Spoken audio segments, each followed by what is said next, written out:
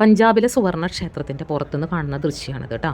പിന്നെ മുൻപിൽ കുറേ മുറ്റായിട്ട് ഒരു വലിയൊരു നാലുകെട്ടിൻ്റെ രൂപത്തിലാണ് ഈ സുവർണ ക്ഷേത്രം നിൽക്കുന്നത്. 4 ഭാഗത്തും 4 ഗോപുരങ്ങളുണ്ട്. ആ ഗോപുരങ്ങൾ ശരിക്കും ക്ലോക്ക് ടവറും കൂടിയാണ്. കാണുന്നതാണ് ഗോപുരം. പിന്നെ നമ്മൾ ഷൂ ഊരി വെക്കണം. ഷൂ ഊരി വെക്കുന്ന കൗണ്ടറുകളാണ് ഈ കാണുന്നത്. കുറേ കൗണ്ടറുകളുണ്ട്. ഞങ്ങൾ ചെന്നപ്പോൾ ഒരു 8 മണിയൊക്കെ ആയപ്പോൾ നല്ല തിരക്കുണ്ടായിരുന്നു. എങ്കിലും ഷൂ ഊരി വെക്കുന്നിടത്ത് വലിയ തിരക്കുണ്ടായിരുന്നില്ല. അവിടെ നമ്മൾ ഷൂ ഊരി വെച്ചു. അതിന് പൈസയൊന്നുമില്ല, നമുക്കൊരു ടോക്കൺ തരും.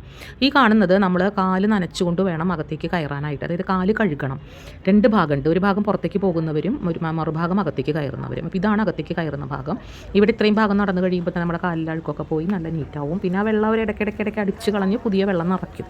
ഇതാണ് സുവർണ ക്ഷേത്രത്തിൻ്റെ ഉള്ളിലേക്ക് കയറുമ്പോഴുള്ള ദൃശ്യം. വളരെ മനോഹരമാണ് കേട്ടോ. ഈ ക്ഷേത്രം യഥാർത്ഥത്തിൽ 4 ഭാഗവും വെള്ളത്താൽ ഇങ്ങനെ ചുറ്റപ്പെട്ട് കിടക്കുകയാണ്. ഒരു ചെറിയൊരു വഴി മാത്രമേ ഉള്ളൂ ആ ക്ഷേത്രത്തിൻ്റെ ഉള്ളിലേക്ക്. ചുറ്റും വെള്ളമാണ്. നല്ല തിരക്കുണ്ടായിരുന്നു. ആ വെള്ളത്തിൽ നല്ല ഗോൾഡൻ മീനുകൾ ഇങ്ങനെ കിടന്ന് കളിക്കുന്നുണ്ട് കേട്ടോ. അങ്ങനെ നമ്മൾ സുവർണ ക്ഷേത്രത്തിൻ്റെ അടുത്തേക്ക് ചെന്നു. അപ്പോൾ ഇനി അങ്ങോട്ട് നമുക്ക് ഫോൺ ഉപയോഗിക്കാൻ പാടില്ല, വീഡിയോ എടുക്കാൻ പാടില്ല. പിന്നെ നമ്മൾ വെറുതെ നിന്ന് സെൽഫി എടുക്കുക ഒന്നും ചെയ്യാൻ പാടില്ല. ഇവിടെ കൈകൂപ്പി നിന്നിട്ടൊക്കെയാണ് ഫോട്ടോസ് എടുക്കാൻ ഇവർ സമ്മതിക്കുള്ളൂ. അകത്ത് വലിയ പ്രാർത്ഥനാ നിർഭരമായിട്ടുള്ള അന്തരീക്ഷമാണ്. പിന്നെ തല മൂടി കെട്ടണം കേട്ടോ. നമ്മൾ അവിടെ നിന്ന് ഇറങ്ങുമ്പോൾ തന്നെ തല മൂടി കെട്ടേണ്ടി വരും. അതിനുള്ള ടവലുകളൊക്കെ പുറത്ത് വെച്ചിട്ടുണ്ട്. അകത്തെ വിഗ്രഹങ്ങളൊന്നുമില്ല. ഗുരു ഗ്രന്ഥ സാഹിബ് ഇങ്ങനെ പട്ടുതുണി വെച്ച് മൂടിയിട്ടുണ്ട്.